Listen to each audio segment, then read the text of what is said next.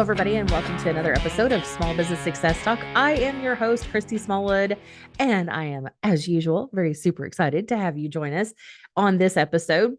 I am honestly very honored to have this next guest on my show because she has been so helpful in bringing guests to the show that we decided to make her a guest of the show so that you can get a sneak peek of what it's like on the backside of public relations, otherwise known as PR, and more than just a press release. And I'm so very happy to get to have that conversation with Debra. Before that, I want to give a huge shout out to my sponsor partner, which is the Chamber of St. Matthews. I'm sure you've heard about them by now. We're award winning. We're fabulous. We have a fantastic culture, very thriving and active. I love this group of people. And it's not just because the staff is so amazing or that we are just a fabulous group of people. When you get involved in your area chamber, you should be able to develop relationships that are going to help you build your business. That is what being a part of a chamber will help you do. When you don't know where to start on building your business, go to your chamber. When you need to make new connections, go to your chamber. They can help with that. That's what a chamber is and does. Now, you have some chambers that focus mostly on economic development, which will take, a lot of bringing new, larger business into the area. That's not what our chamber focuses on. Our chamber focuses on more of the development of the small business, small to medium business, not huge corporations, because the areas in which we serve are getting to where the rubber meets the road. Like your daily needs are what we help focus on, not just on bringing you to the area and then good luck with that.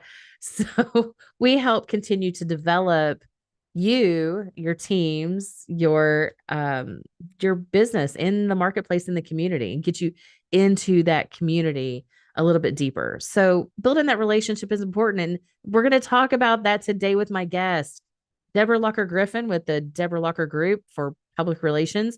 She's fantastic. She's brought me a handful of guests for this show. Been very thankful for that. Her bio, I love how she started her bio. That Debra Locker Griffin provides big city caliber public relations with small town charm by applying the same inquisitive spirit that served her so well in television news journalism. And she ain't wrong. She has got this big city look and feel about her, but it's small town charm. And she just blends the two beautifully. So I was excited to have a conversation with her today. We also get to hear more about what really is public relations, PR. What does somebody need to do with that? Like, where do you even start? Why is it important? What's the difference between it being important for small business versus corporate? So she's going to give us some great insights into that. And I'm very, very excited to introduce you to my new friend, Debra Locker Griffin.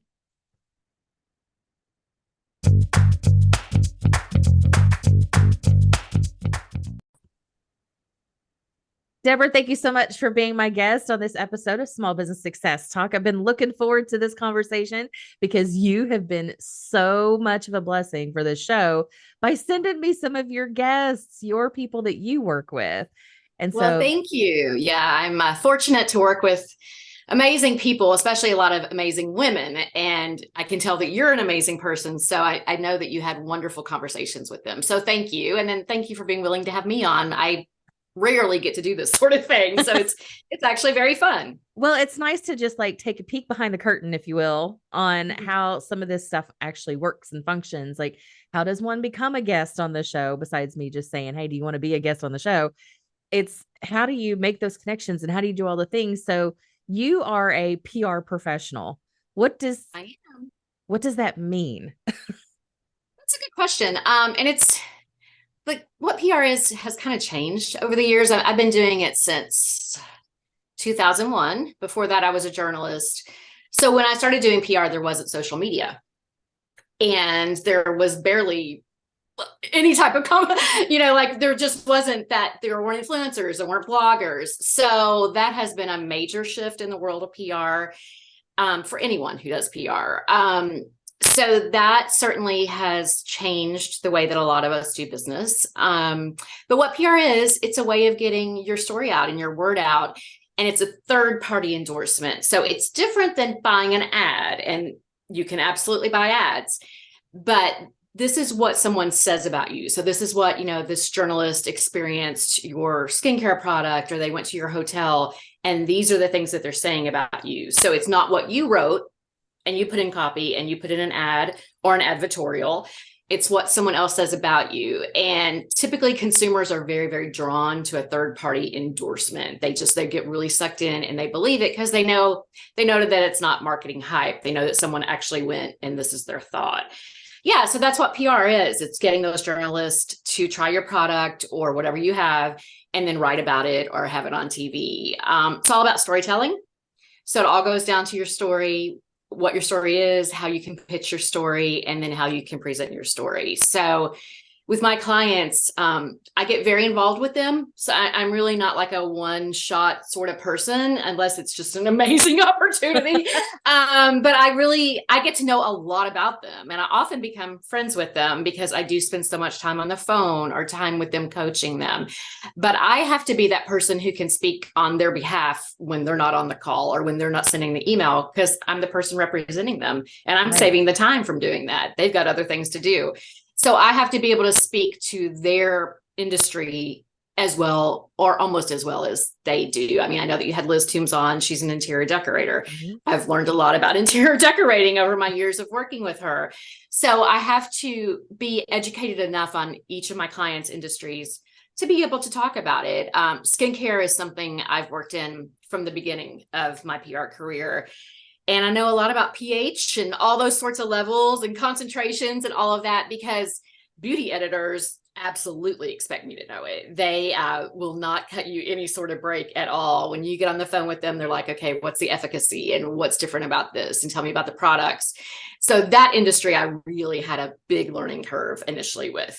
So yeah, so it's just, it's getting the word out about my clients, and it's getting them coverage, which in turn always grows their business, but it also positions them as an expert in their industry. Again, going back to Liz. And then I know that you spoke with Jennifer Bryan. I mean, definitely an expert in the mixology industry. Yes. Oh my gosh. Yes, she does incredible stuff. So yeah, so it's about me learning their story and then presenting it to the media and convincing the media to cover it. It's not like I snap my fingers and it happens.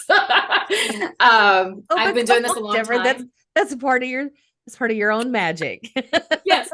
I snap my fingers. I've been doing this a long time, and there are journalists that I've worked with since 2001 that I'm still working with, and I very much consider them friends. So it's a lot about having contacts that you can reach out to.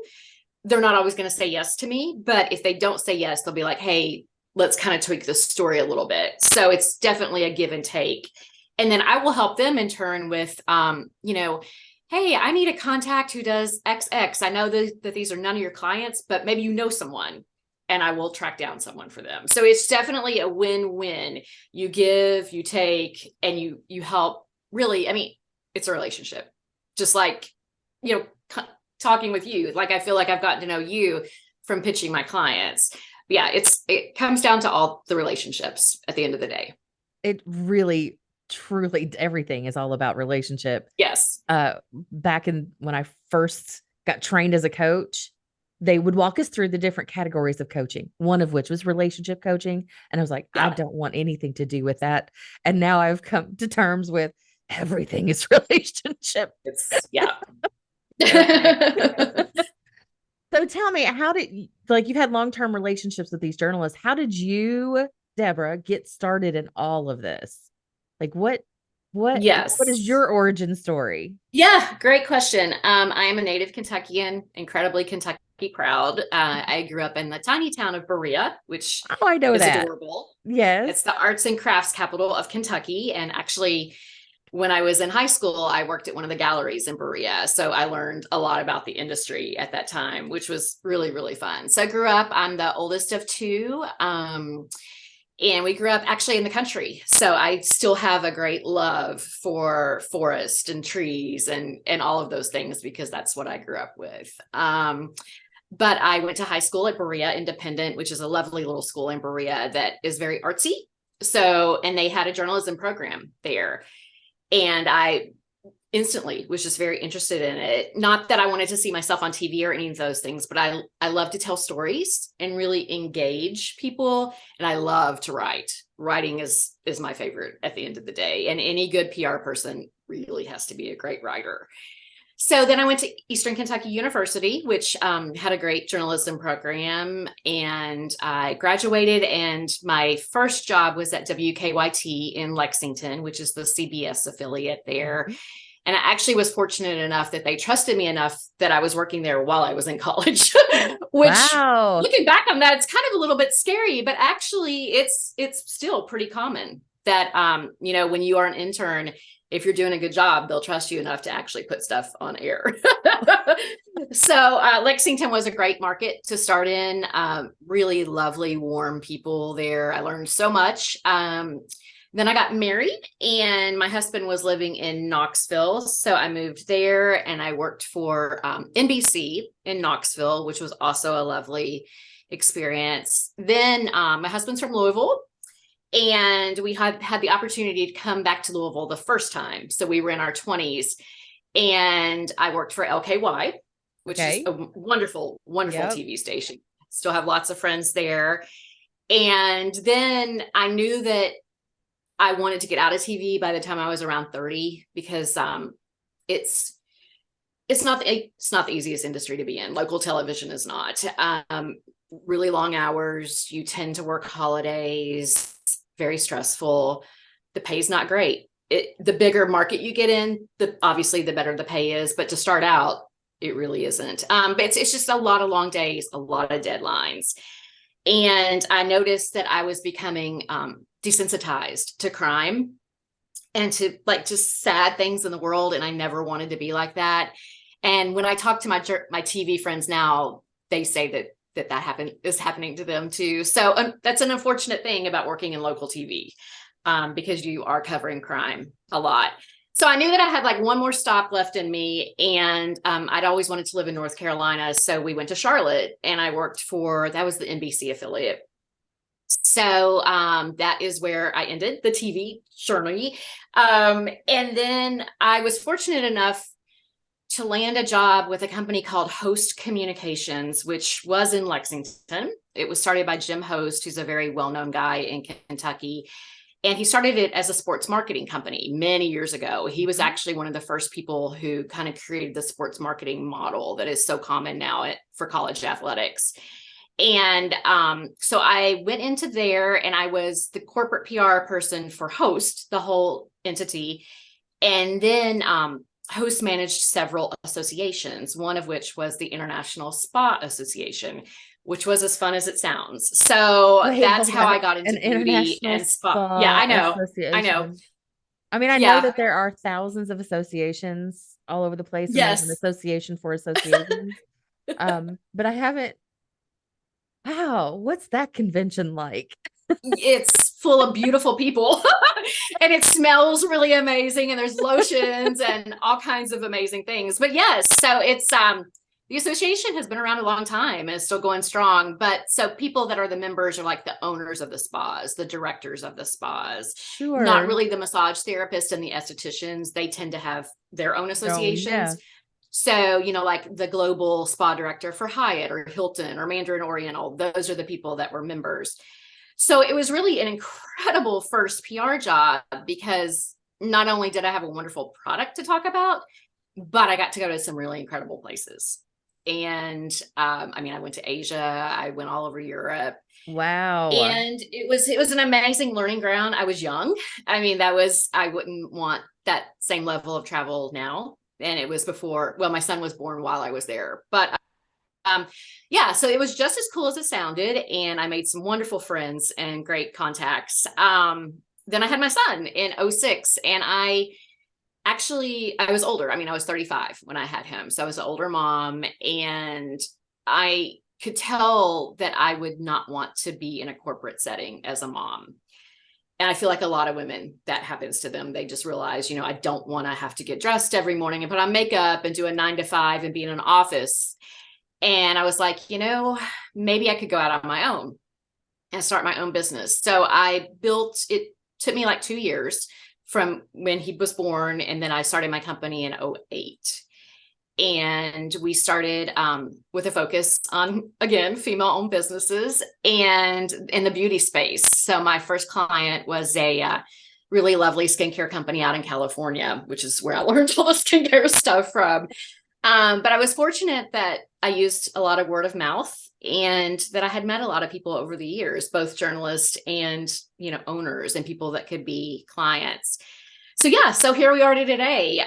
We moved from Lexington to Louisville in 2013. I love Louisville. We absolutely consider it home, and this is where we'll be. But as far as my clients, I mentioned skincare, beauty, spa. So it's lifestyle, that whole lifestyle arena, which is where like Liz with her interior decorating fits in with her making models. And then again, strong female entrepreneurs. That's really my niche. I love to help them tell their stories. So I work here in Louisville, and my business is me, which was very intentional. I did not want to have a huge PR firm with lots and lots of staff. I mean, that's great when people can do that, but that's not what I wanted. And when I was at Host, I realized that I don't love managing people. It really sucks my creativity. And it was taking so much of my time that I wasn't great at pitching anymore. I wasn't great at having the relationships because I was so busy managing people. Right. So I was very intentional that my firm was going to be me. And I also wanted people to get me when they wanted me. So I wanted them to not have an account executive. Again, that is fine for someone who runs a firm, but it's not the way I structured it. So when I do need help, I bring in other PR people to just partner with me on projects, people that are pretty much at my level, and it works really, really well. Well, I love all of the things that you just said. You and I talked about a couple things in the my proverbial green room. I call it, like, before we hit the record button, I call it the green room. And we talked about working with people that we like. And it sounds like, so those that you've brought up, like your eyes just light up and you sparkle when you talk about the things that you're working with these particular clients. One side note is I'm very glad that we're recording this in Women's History Month. It is. And yesterday was International Women's Day. Yeah. Yes. So March 10th, 9th, 8th. It was that day. But March is Women's History Month, and I just got back from my Disney trip, and they have a hashtag Her Story. Oh, that's fun. Yeah, and of course all of the female characters, and they've got the silhouettes and things like that. So March is a big, women empowerment month, which is great. And I love that you work with female entrepreneurs in that lifestyle space. It all makes sense. And I know creativity is stellar in that space with women who are able to fully embrace and turn their loves and their creativity and their passion into a business that gives them the freedom of the lifestyle that they want. I love that you partner alongside those people. So thank you for your help in getting their word out as well. Absolutely. I'm very, very happy to do it and very blessed to do it. Yeah. So give me some insight into like your, kind of don't know where to go first. I'm looking around in my whiteboard in my head. What's the thing that sparks you the most about doing what you do? That's a great question. I mainly work with small businesses.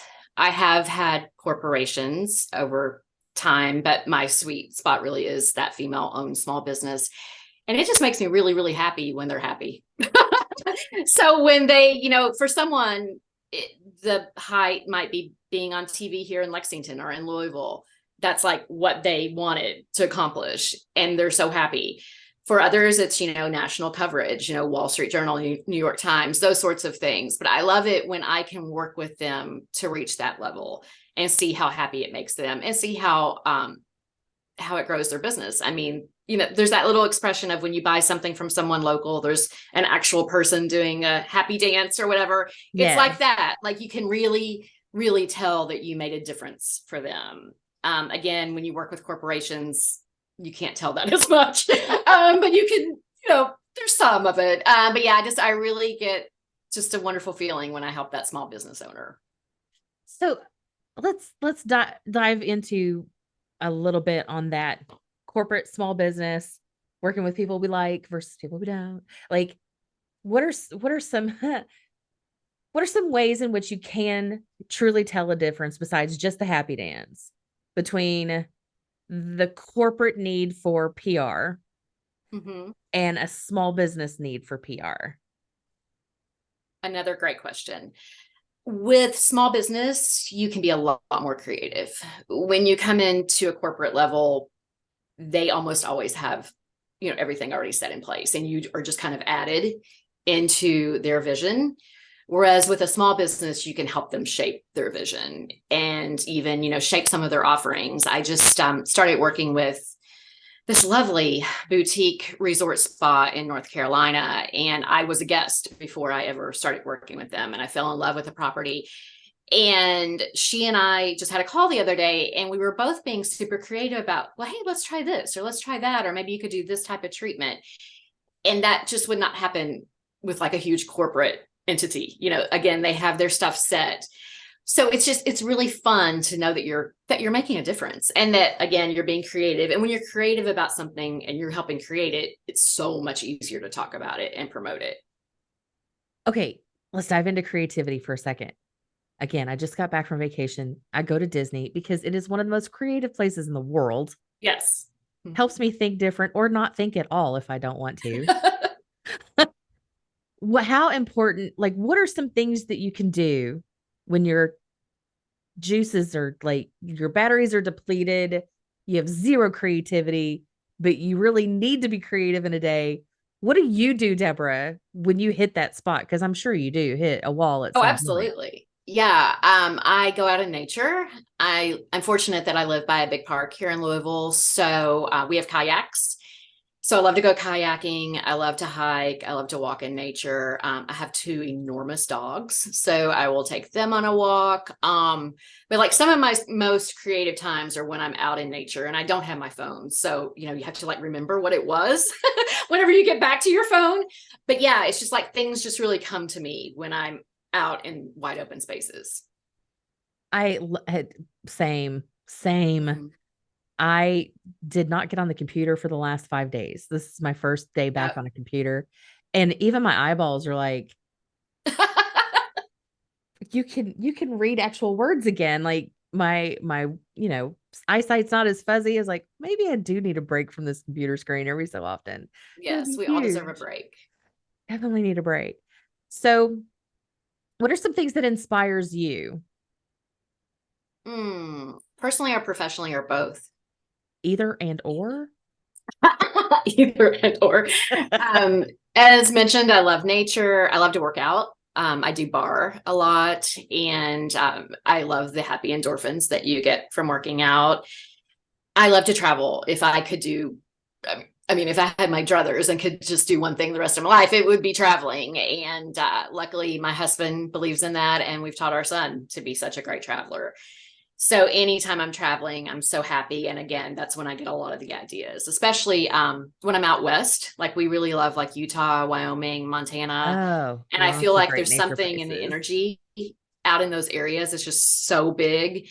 And I get really great ideas when I'm out in those places. And then on a professional level, again, I love to see the happiness and the business growth for people. And I love it when clients come back. Because there will be times in your life, as an entrepreneur that you need PR, and then times that you don't really. Like if you're launching something, you need PR. If you have a new book, if you have a new store, a new product, that's when you need the PR, but you may not need it all the time. But it's so fun to me when clients that I did one project with come back when they have something else to talk about. That's very, very cool. And I've done that actually with several clients. Nice. So, some other questions I typically will ask people is I know that you have been an influencer because you of the just the type of work that you do. But who Mm-hmm. has influenced you? Mm, great question. I don't read a ton of like business books, so I'm not that person that's going to be like, I read blah, blah, blah, blah. Sure. But I get just a lot from meeting various people. I have a wonderful coach. Her name is Colleen Elridge. She goes by Coach Colleen.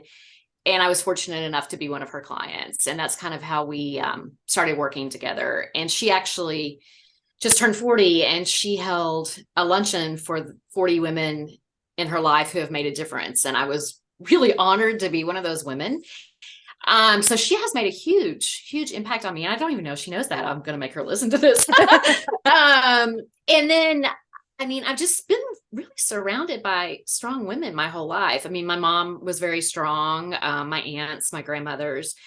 But yeah, I draw a lot from the people that I'm around. And I've also been very intentional. Like I was in a sorority, and then I was in the junior league, and then I was in the women's club. Like I've been intentional to put myself in those positions to surround myself with strong women. Nice. So give me some stories. What are some great stories that you had of success over the years? Oh golly. Well, I will preface this by saying none of it's overnight, and it may look like it was easy, but believe me, it wasn't. Because I do feel like the way that PR is being taught now in school is that it just happens easily, and that it's all glamour and glitz, and you're working with celebrities, and you're going to parties and all those things, and that's really not the way it is. And I wouldn't be doing it if that was the way it is, because that's not how I am. I do get to go to some cool things, and you will see pictures of me dressed up, but I can guarantee you that I put a ton of work into getting there. And while I'm there, I'm also working. But I had a client early on that was featured on MSNBC. It was a very long feature piece about her and her company. And I worked on making that happen for more than a year. Wow. So I was fortunate to be introduced to the producer via another friend.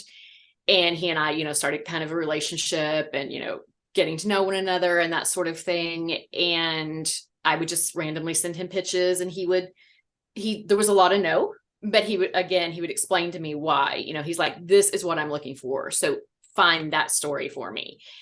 And I managed to find the story, and he came out with his camera guy and producer and did the huge piece. And I was just so proud of it when it aired, and it made such a huge difference for the client. But again, it was more than a year, actually, now that I think, from like our initial, this is what I want to make happen, to being there, making it happen. And then, I led a Derby press trip last year on behalf of a spirits company, and Nice. the attendees had a wonderful time. It was a lot of work from my end. It was. Derby is a wonderful time and a magical, magical time, but it's also a very difficult time to get anywhere. And once you're at Churchill, you still have to walk, and like your car services, your dinner reservations. Derby is a lot of work for that anybody who's coordinating anything for that. It is. So I was super proud of that, and really, really proud of the relationships and the coverage that came from it, but it was a ton of work. So again, I get to do cool things and go cool places and meet cool people, but there's always work that went into that, and then work that's going on during it. What has there been any sort of like good pieces of advice that you've received over the years that you're like, I can't live without this now? Again, so many, and a lot of them kind of were how I felt already in life, but every door opens or closes for a reason, or when the one door opens or one door closes, open the window, that sort of thing. Just the whole, don't stop, keep going, keep pressing on. And then I'm a huge, huge believer in karma and energy and putting out good karma into the world. So, and I've met with a lot of people that gave me wonderful advice on that, on just how to be zen. And, because I'm type A, you're probably type A, and I know all the women that I've introduced to you on the show are type A. So it's hard for us to do that, really be zen and really just open our mind and let those thoughts come in. So I've been lucky to, work with some people who really know how to do that, and they're very spiritual and that sort of thing. And then, always be nice. It's not that hard. And I feel like the always be nice is kind of getting lost, especially on younger generations, but say please, say thank you. When you start that email, write hello name. I hope you're having a great day. I hope you're enjoying the sunshine. It was so nice to see you last week. I feel like email particularly is just lost on a lot of the younger generation, but it can also happen to anyone. But I feel like email is just so important. It's part of your brand, and there just needs to be maybe more etiquette classes taught about it. Probably, I would imagine a lot of it's because kids text and stuff. So they write an email the way that they text. But I feel just like a lot of the niceties of the world are going away, which is unfortunate. I love handwriting thank you notes, and I love to receive them.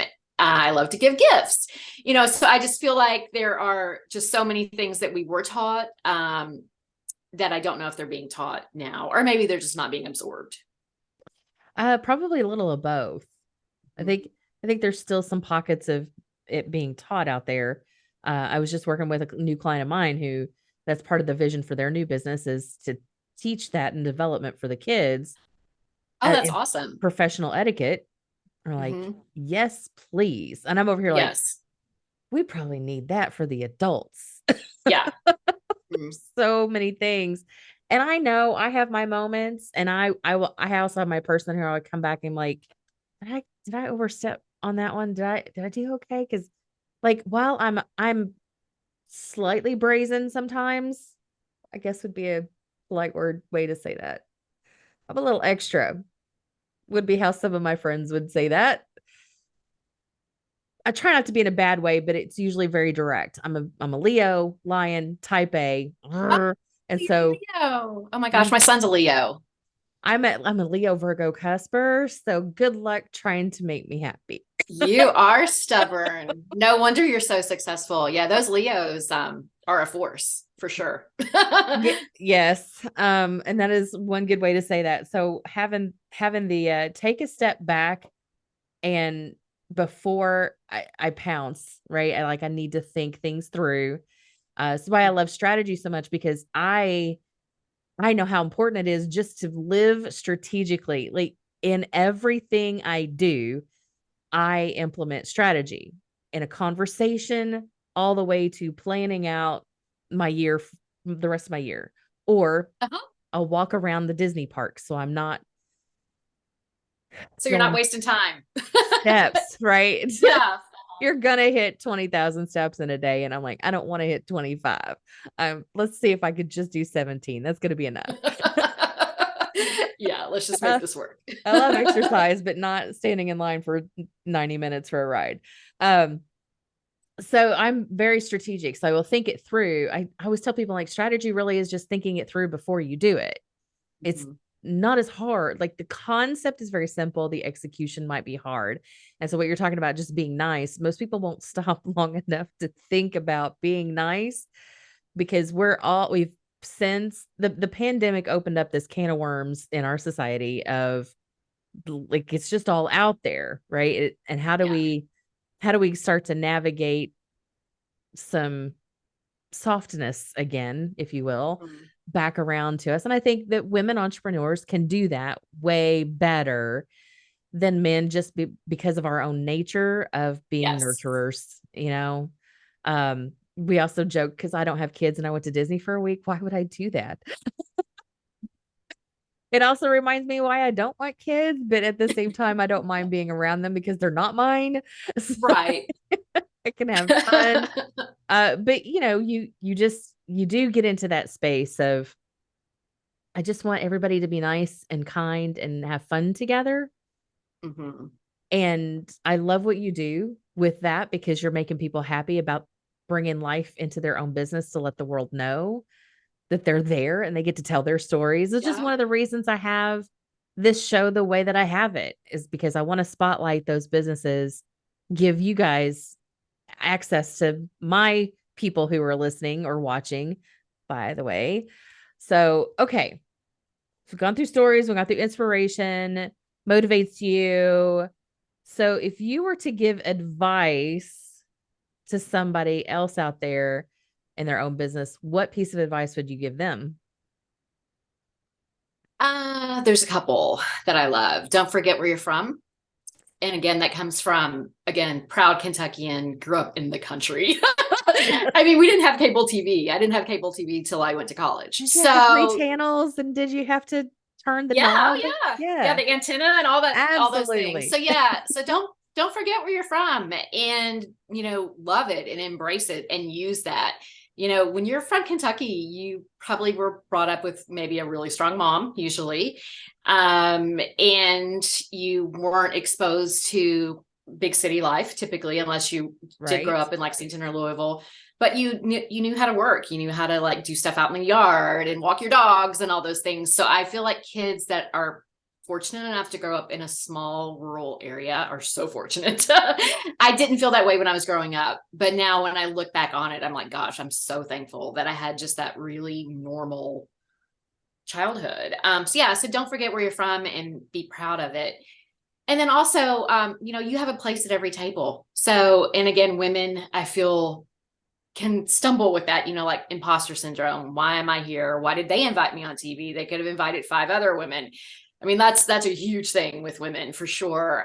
So no, you have a place at this table and you have a voice and you were invited to join because you do have a voice and you have an expertise. So use it. Don't be afraid to use it. I love that. All right. So, Deborah, our last question. You ready? Mm-hmm. What does success look like for you? And I knew you were going to ask me that when I've been trying to think about it. I guess ultimately I would love to, or I would feel successful when I could work like half the year and work really, really hard that one half of the year. And so the rest of the time when I'm in Mexico or Utah or whatever, the coverage is coming in, but I did it during like that 6 months. And then the 6 months, I'm just watching it all come in. So yeah, but I love what I do. Work is happy to me. I just don't want to have to always work as hard and be, in an office every day. But also, I mean, success is different for everybody. Happiness is an enormous part of success. For me, it's not, I mean, if I would have wanted to have oodles of money, I would have started that firm with all those people and I would probably be really miserable right now. But that's, Right. as long as I have the money to travel and make sure my son is able to get through college and that sort of thing, I'm good. I love it. And you fall in line with 99% of the people I've had on my show. Yeah. It's more about being able to do what you love to do, having things taken care of, and be joyful and happy about it. Like, love the freedom of small business, man. I just Yes. love it. Love it. Now, if we could just get other things out of our way, it'd be great. But that's a whole different podcast. Taxes and forms for things. And yes, I Hey, know I'm a disaster when it comes to anything like logisticals, but I have a great CPA. So I mean, again, and hire people that are better than you at things. and they love to do that sort of They thing. do love to do it. My CPA actually completely saved me when I started with him. I had gone through 2 CPAs who really did not specialize in small businesses. And then they also really didn't specialize in like a creative small business. So they just didn't really understand my business model. So therefore they didn't know how to help me with forecasting. And this is how much you need to be paying yourself every month and every quarter and all those things. And the CPA that I have now, he really specializes in female owned businesses. So we instantly hit it off. And he's like, you're going to hate me for a while and you're not going to be doing the traveling that you love to do. And you're not going to be able to go to these, events and stuff because we're going to be saving money and we're going to be paying off debt. And my goodness, it totally worked. So yeah, that's another piece of advice. If you have a business, get a great CPA. Do not do it yourself. Absolutely. Mm-hmm. Yeah. When I started business, I don't remember who said or if I read it. Doesn't matter. You usually have your big three. You get your attorney, your CPA, and your ride or die person. And that could be a coach, that could be your mentor, that could be, get your big three in place and then run as far and fast as you possibly can and stick with it. Those first few years, if you make it to year 3, you've gone through all of the hard, like Yes. you're refining yourself. You're polishing that coal into diamond, like the pressure of it. Like there's all kinds of analogies that I could be using and I'm meshing them all together. It works really well though, that you make it that far, you get to see that whole light at the end of the tunnel, but you've got to put the work in, like You you do. mentioned It's not before. simple. It's the concept sounds very simple, right? Do a press release and send it to a journalist. Yeah. Concept sounds simple, but it took a year or more of developing a relationship to really have a huge outcome. What's the old saying? It takes 12 years to make an overnight success. Yes. Yeah. So, stick with it. Just keep going. It's always great advice. Great advice. Well, Deborah, thank you so much for being my guest today. Oh gosh, thank you for having me. Absolutely. Loved hearing your story. Love to get to know you. And I can't wait to see who else you send my way. So this will be fun. Thank you.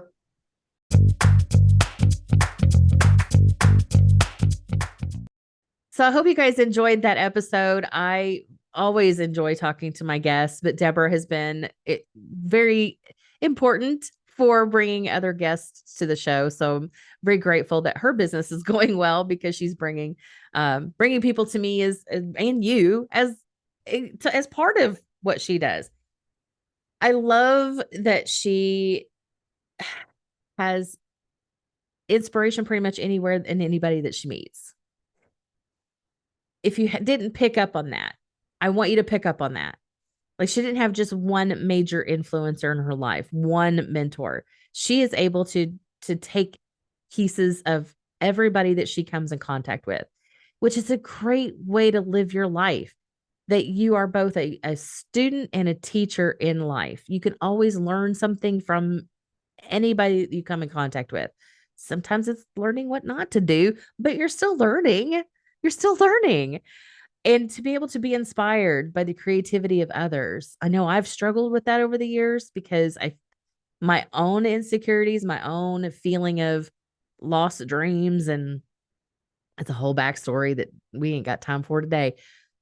But I know when I am in my true Zen, as she puts it, joyful self, I am very quick. It's instantaneous without thought to celebrate the creativity of others. I love to see people living in their full creative potential and loving it, like truly enjoying it and just sharing it with the world just because they want to share it and because they love it. And that's one of the reasons I started the show format the way that I did. I love sharing other people's stories and what they love to do and why they get so jazzed about it. Like what sparks the inspiration for you. And I do love that Deborah and I both have that whole country background. Wide open spaces definitely inspires me. I love a good waterfall. I love just being able. I drove home from a long trip from Orlando to Louisville, plus traffic through Chattanooga. Come on, y'all. That infrastructure on 75 was, I don't even know how you could fix that. Flying, I know, flying, but I drove. And on the way home, I got to see the rising of that. What is it? The worm moon. It was gorgeous. It doesn't matter what it's called, still the same moon. It was gorgeous. And I was inspired the rest of the way home. And things like that, nature, I love being able to tap into the energy of the natural world around me to get off of the digital screen for a period of time. That's huge. So get out and go play a little bit and keep going in your business. If you feel like you're struggling and you're like, damn, this is never going to click, just keep moving forward. Just keep going. If it needs to be baby steps today, then it's baby steps today. Find somebody like Debra that can help you take a huger step forward or come alongside you to get the world to know more about you. That's also what this show's for. So I am but one channel in the sea of opportunity out there. You've got this. Keep going. So, with that, thank you so much for joining us on this episode of Small Business Success Talk. I've been your host, Christy Smallwood, with guest Debra Locker Griffin. And join us next time for another episode of Small Business Success Talk.